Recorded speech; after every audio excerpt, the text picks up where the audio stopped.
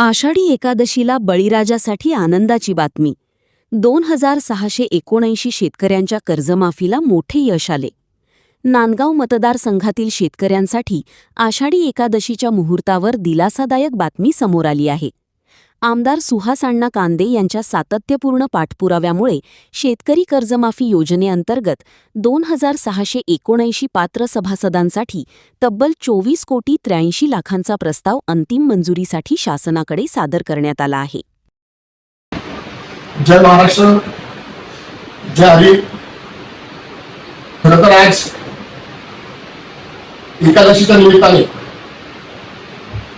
आपल्या सर्वांचं आराध्य दैवत पांडुरंगाच्या कृपेने त्या महाराष्ट्राचे लाडके मुख्यमंत्री आदरणीय देवेंद्रजी, लाडके उपमुख्यमंत्री आदरणीय आमचे ज्येष्ठ नेते एकनाथजी शिंदे साहेब यांच्या आशीर्वादाने, त्यांच्या विचाराने नांदगाव तालुक्यात प्रचंड अशी मोठी कर्जमाफी झाली.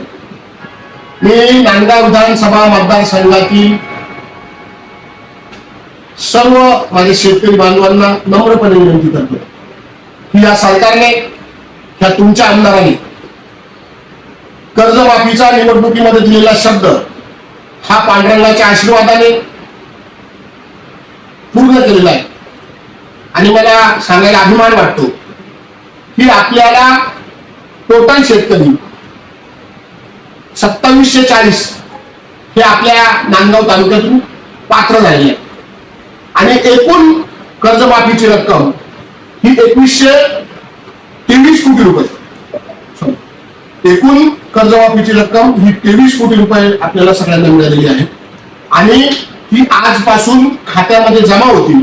जे काही शासनाचे नियम असेल ते नियम मी शेतकरी बांधवांना विनंती करतो की त्या नियमाचं पालन करा आणि त्या नियमाचं पालन करून आपण त्या कर्जमाफीचा लाभ घ्या.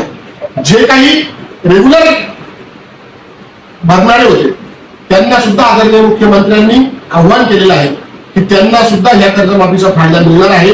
त्यांच्याही खात्यामध्ये पैसे रोख स्वरूपामध्ये जमा होणार आहे.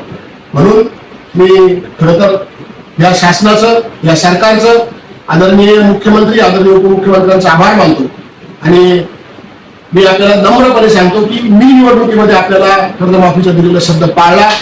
ही कर्जमाफी होण्यासाठी जे जे प्रयत्न मला करायचे होते ते तुमच्या आशीर्वादाने मी केले आणि त्याला यश आलं. ही सर्व कर्जमाफी मी आज एकादशीच्या निमित्ताने पांडुरंगाच्या चरणी अर्पण करतो आणि थांबतो. जय हिंद, जय महाराष्ट्र.